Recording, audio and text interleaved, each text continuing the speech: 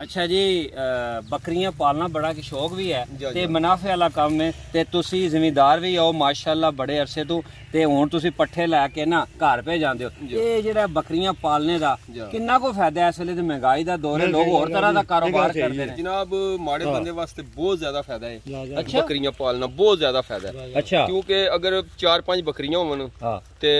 ਘਰ ਦਾ ਖਰਚਾ ਬਹੁਤ ਅੱਛੇ ਤਰੀਕੇ ਨਾਲ ਚੱਲ ਜਾਂਦਾ ਹੈ ਅੱਛਾ ਬੱਚੇ ਉਹਦੇ ਘਰ ਦੇ ਤਿਆਰ ਹੋ ਜਾਂਦੇ ਨੇ ਅੱਛਾ ਸਾਰਾ ਸਿਸਟਮ ਘਰ ਦਾ ਬਹੁਤ ਅੱਛਾ ਚੱਲ ਜਾਂਦਾ ਹੈ 3-4 ਬੱਕਰੀਆਂ ਵਣ ਤੇ ਇਸ ਦੌਰ ਵਿੱਚ ਘਰ ਦਾ ਖਰਚਾ ਚੱਲ ਜਾਂਦਾ ਹੈ ਬਿਹਤਰੀਨ ਖਰਚਾ ਬੜੀ ਜੀ ਬੜੀ ਗੱਲ ਦੱਸੀ ਹੈ ਲਾਲੇ ਰਾਂ ਨੇ ਕਿ ਸਾਲ ਬਾਅਦ ਜਨਾਬ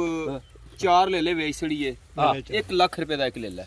4 ਲੱਖ ਰੁਪਏ ਦੇ ਲੈ ਲੈ ਤੇ ਜਿਹੜੀਆਂ ਪੱਠਾਂ ਹੁੰਦੀਆਂ ਨੇ ਉਹ ਮੁਨਾਫਾ ਨੇ ਉਹ ਅੱਗੋਂ ਫੇਰ ਨਸਲ ਵਧਾਉਂਦੀਆਂ ਜਾਂਦੀਆਂ ਨੇ ਅੱਛਾ ਇਹਦਾ ਮਤਲਬ ਹੈ ਕਿ ਹੋਰ ਇਸ ਪਾਸੇ ਕਿਸੇ ਕੰਮ 'ਚ ਪੈਸੇ ਐਨੇ ਲਾਣਾ ਐਨਾ ਵਕਤ ਕਰਨਾ ਉਹਦੇ ਨਾਲੋਂ ਬੰਦਾ ਬੱਕਰੀਆਂ ਰੱਖ ਲਵੇ ਜਾਂ ਉਹ ਬਹੁਤ ਜ਼ਿਆਦਾ ਫਾਇਦਾ ਇਹ ਸੁਨਤੇ ਰਸੂਲ ਵੀ ਹੈ ਸੁਨਤੇ ਰਸੂਲ ਵੀ ਹੈ ਤੇ ਬੜਾ ਪਿਆਰਾ ਸ਼ੌਕ ਹੈ ਬੜਾ ਪਿਆਰਾ ਸ਼ੌਕ ਹੈ ਤੇ ਬੜਾ ਨਫਾ ਵੀ ਰੱਖੀਆਂ ਨੇ ਅੱਛਾ ਤੇ ਇਹਨਾਂ ਦਾ ਮਾਸ਼ਾਅੱਲਾ ਬਹੁਤ ਬਰਕਤ ਵੀ ਹੈ ਬਰਕਤ ਵਾਲਾ ਮਾਲ ਹੈ ਜਿਸ ਘਰ ਦੇ ਵਿੱਚ ਹੋਵੇ ਤਾਂ ਇਨਸ਼ਾਅੱਲਾ ਬਰਕਤ ਹੋਵੇ ਦੋਸਤੋ ਜਿਸ ਘਰ ਵਿੱਚ ਬੱਕਰੀਆਂ ਪਾਲੀਆਂ ਜਾਵਣ ਤੇ ਉਹਦੇ ਵਿੱਚ ਬਰਕਤ ਹੁੰਦੀ ਹੈ ਉਹਦੇ ਕਾਰੋਬਾਰ 'ਚ ਉਸ ਘਰ ਦੇ ਮਾਮਲਾਤ ਦੇ ਅੰਦਰ ਅੱਲਾ ਦੀ ਰਹਿਮਤ ਹੁੰਦੀ ਹੈ ਅੱਛਾ ਜੀ ਹੋਰ ਇਹਦੇ ਬਾਰੇ ਕੋਈ ਦੱਸੋ ਜਿਹੜੇ ਅੱਜ ਦੇ ਨੌਜਵਾਨ ਨੇ ਨਾ ਹੋਰ ਕੰਮ ਕਰਨਾ ਚਾਹੁੰਦੇ ਨੇ ਲੇਕਿਨ ਤੁਸੀਂ ਉਹਨਾਂ ਨੂੰ ਕੋਈ ਸੁਨੇਹਾ ਦਿਵੋ ਕੋਈ ਪੈਗਾਮ ਦਿਵੋ ਜੀ ਅੱਜ ਦੇ ਨੌਜਵਾਨ ਜਿਹੜੇ ਨੇ ਜਨਾਬ ਉਹ ਜ਼ਿਆਦਾ ਕੋਸ਼ਿਸ਼ ਕਰ ਰਹੇ ਨੇ ਕਿ ਅਸੀਂ ਬਾਹਰ ਜਾਈਏ ਬਾਹਰ ਜਾ ਕੇ ਮਯੂਸ ਹੁੰਦੇ ਨੇ ਪਰੇਸ਼ਾਨ ਹੁੰਦੇ ਨੇ ਘਰਦਿਆਂ ਨੂੰ ਪਰੇਸ਼ਾਨ ਕਰਦੇ ਨੇ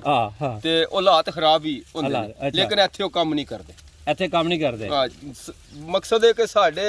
ਵਾਸਤੇ ਕੋਈ ਐਡੀਆਂ ਸਹੂਲਤਾਂ ਨਹੀਂ ਗਵਰਨਮੈਂਟ ਨੇ ਤੇ ਬਿਹਤਰ ਹੈ ਕਿ ਬੱਕਰੀਆਂ ਪਾਲਣ ਬੱਕਰੀਆਂ ਦਾ ਮਤਲਬ ਕਿ ਸ਼ੌਕ ਵੀ ਹੈ ਇਹਦੇ 'ਚ ਬਰਕਤ ਵੀ ਹੈ ਤੇ ਮੁਨਾਫਾ ਵੀ ਹੈ ਤੇ ਕਾਮਯਾਬ ਹੋ ਜਾਣ ਕਾਮਯਾਬ ਇਨਸ਼ਾਅੱਲਾ ਅੱਛਾ ਇੱਕ ਨੌਜਵਾਨ ਨੂੰ ਚਾਹੀਦਾ ਕਿ ਇੱਕ ਬੱਕਰੀ ਘਰ ਰੱਖੇ ਇੱਕ ਨੌਜਵਾਨ ਨੂੰ ਕਮ ਤੋਂ ਕਮ 5 ਬੱਕਰੀਆਂ ਰੱਖਣੀਆਂ ਚਾਹੀਦੀਆਂ ਨੇ ਤੇ ਇਨਸ਼ਾਅੱਲਾ ਘਰ ਤੇ ਕਿੰਨਾ ਅਰਸਾ ਲੱਗੇਗਾ ਇੱਕ ਕਾਮਯਾਬ ਇੱਕ ਸਾਲ ਮਿਹਨਤ ਕਰੇ ਇੱਕ ਸਾਲ ਮਿਹਨਤ ਕਰੇ ਇਨਸ਼ਾਅੱਲਾ ਉਹਨੂੰ ਬਹੁਤ ਜ਼ਿਆਦਾ ਬੜੀ